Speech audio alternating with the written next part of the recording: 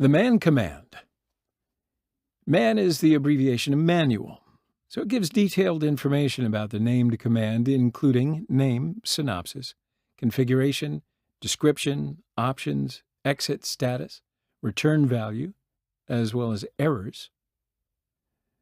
Now, the manual is divided into multiple sections, so we can pass a section number as an argument to get a specific section of the manual for a given command.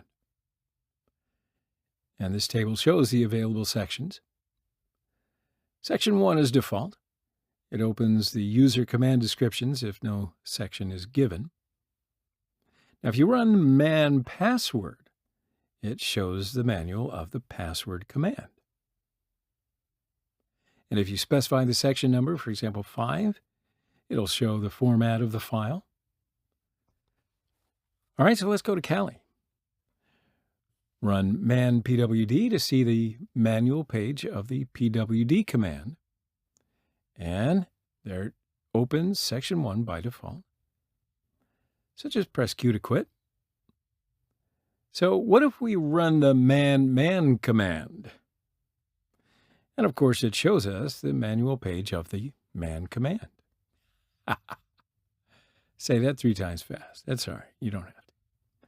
Great. So obviously, there's lots of detailed information about the man command, right? You can read through this at another time, but know that it's here.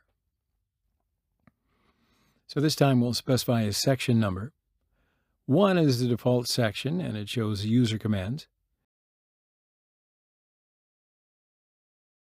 So let's try to see section 5 of the password command.